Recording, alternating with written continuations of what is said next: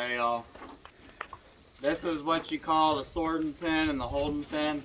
Now these are old enough, they can be out here in the dirt. Plus they need the dirt for the iron, or else you got to give them iron shots like the confinement pigs if they're not getting the dirt or whatnot. But I know you guys have seen in there, seen these pigs here. My buddy dropped some pigs off to me.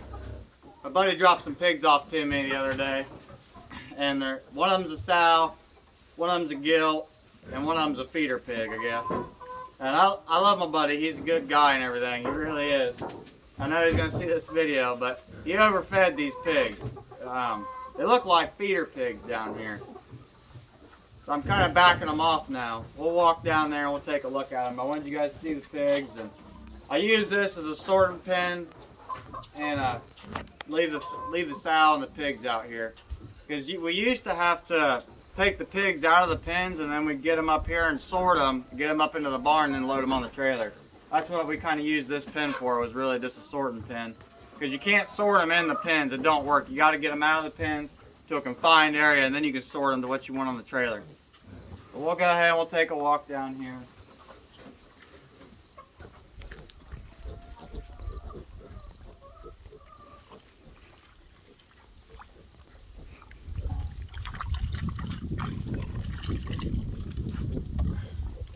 These are what the pigs do to the ground when they're on the ground, you know. There's no benefit in pasture raising pigs. You put pigs out on a pasture, you're better off fencing it in. If you've already got a really good fence on it, you're better off going to a farmer that's got cattle and renting it out to them per acre, you know, for the cattle, because pigs do absolutely no benefit to the ground at all. That's why they belong confined like this. They don't belong out in the field running around, or they're going to end up at somebody's house. This white pig here, this pig got loose from somebody else's place. I had to go find it. That's why these pigs don't belong out on pastures. They don't.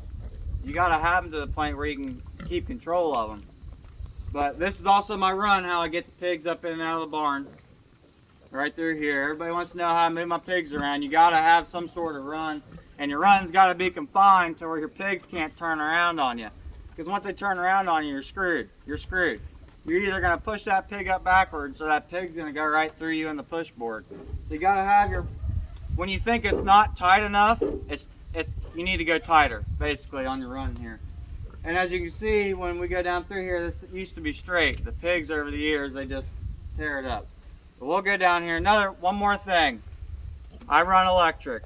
Okay, I do. I run electric. These Gallagher fence chargers, I'm not sponsored yet, but these Gallagher fence chargers are the shit.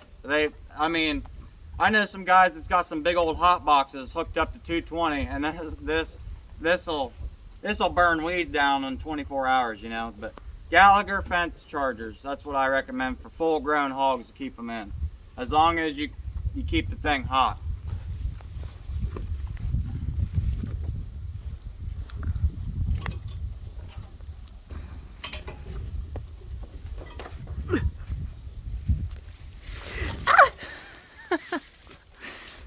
There's a hole there, oh my gosh.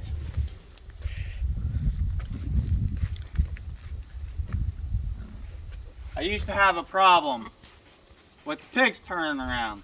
That's why I built this, okay? Well, as you can see, it's broken now. That's because the pigs turn around in the alleyway and they come running right back down here, you know.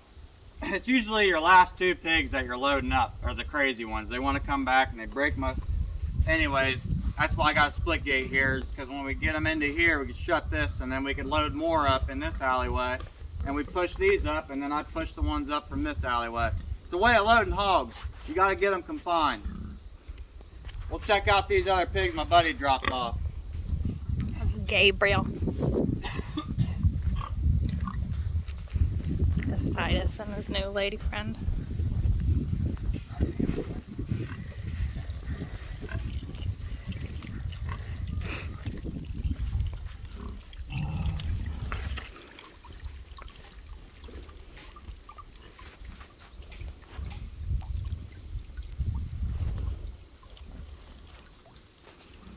Our Berkshire pigs. So you've always heard me preach, guys, about the Michons and the Mangalitsas and all that. My buddy here, he believes firmly in them. And that's okay. Everybody can raise what they want or whatever, but when you're going for meat production, the pig right there, the small one, I think he told me that pig was almost 5 months old. That pig's like 90 pounds. You know, if you go up and take a look at my 2 feeder pigs I've kept back from the previous litters, especially them way over there, and pigs up there are 5 months old and they're like 220 pounds. So that's why. That's just the definition I want to get. If you want to do it just to eat them by yourself, it's fine, because you'll be dumping so much feed consumption in them. And that's the gilt right there, I believe, is the gilt.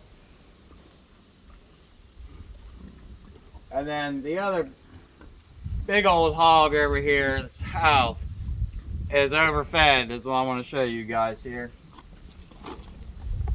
You want me to come in there? Yeah, not as well.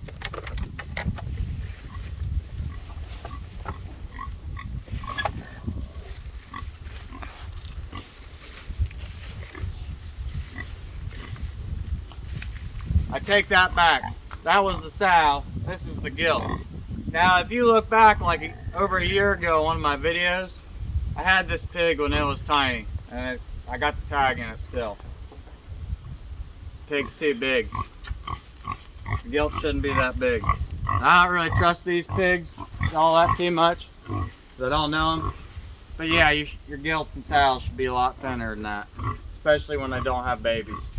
Now they're bred apparently to one of them Michon pigs, and it's my buddy. I'm looking out for him. He looks out for me, so I told him to bring his pigs down here, and I'd take care of them for him for a little bit till after they farrow or whatnot. But this is it, people. I mean, it's a lot of hard work doing this outdoor stuff, and you can't pay the bills. You might be able to get away with getting by in the wintertime, paying some rent. This ain't the way to go if you want to. It's a lot of hard work, and I'm just giving people the honest truth that you can't make a living doing this. You need at least, if I had to make a living doing this, I'd have to have like 500 sows, and I'd have to farrow like 3 times a year. That's the honest truth. That's how many sows I'd need to make a living doing this, and I've got 4 down here now.